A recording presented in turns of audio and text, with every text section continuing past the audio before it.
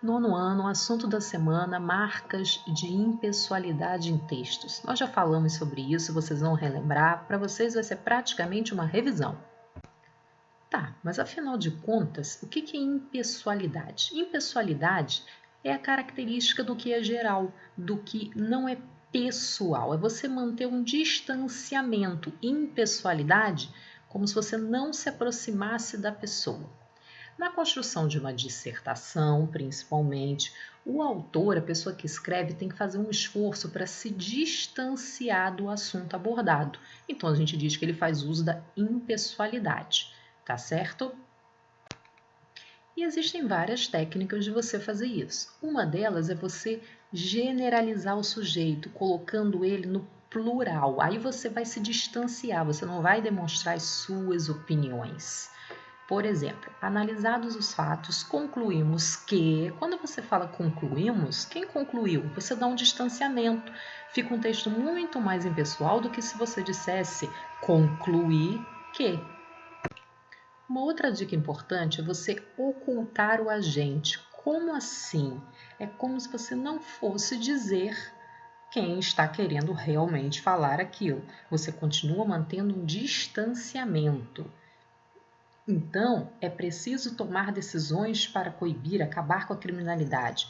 É preciso, mas quem precisa? Bem, todos que leem podem estar precisando. Então, você não está dizendo a sua opinião, não é seu, não é só você que pensa aquilo.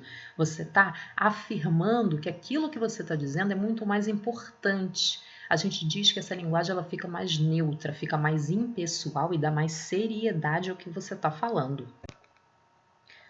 Outra dica importante, colocar o sujeito no plural. Ao invés de dizer eu leio, lemos. Ao invés de eu acredito, acreditamos. Olha como você confere mais seriedade. Novamente, em vez de você dizer na minha opinião, devemos ter cuidado ao andar à noite ali, minha opinião não dá a ideia de impessoalidade, parece que é só você que pensa isso. Não, a gente precisa conferir seriedade. Então eu posso dizer, é importante considerar que devemos ter cuidado ao andar à noite ali. Repara que a linguagem ficou muito mais séria, muito mais formal? E aí, gente, diante dessa revisão, as atividades da semana são muito fáceis. É só vocês seguirem o exemplo. Olha só, veja o exemplo. Eu acho que todos devem colaborar na campanha da vacinação de idosos. Eu acho, sua opinião? Não, vamos trabalhar em pessoalidade. Lembra? Eu posso usar convém que todos colaborem na campanha da vacinação de idosos. Olha como ficou muito mais forte. Vocês vão fazer a mesma coisa aqui. Nós queríamos acrescentar mais um aluno no grupo. Nós? Não. Convém que acrescentemos. Cuidado que o verbo precisa mudar para ficar mais bonito, né? Todos têm que entregar as atividades em dia. Convém que todos entreguem as atividades em dia. Nós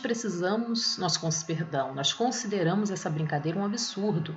Nós? Não, vamos lá. É preciso considerar que essa brincadeira é um absurdo. Aí vocês vão fazer a mesma coisa. Acho que algumas brincadeiras feitas são de mau gosto. Acho? Não, é preciso considerar que algumas brincadeiras feitas são de mau gosto. Estão reparando a diferença?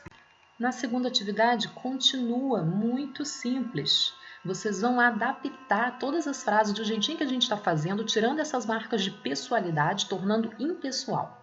Na minha opinião, o uso do celular em sala de aula deve ser estudado com calma. Na minha opinião, não. É importante considerar ou convém considerar. Na segunda, acho inaceitável que algumas ofertas de emprego ainda exijam boa aparência dos candidatos. Acho? Não. É importante, convém. E aí vocês completem. Eu já sublinhei as principais palavras que vocês vão precisar mexer, tá bom? Muito fácil a atividade da semana, gente. Qualquer dúvida, só perguntar.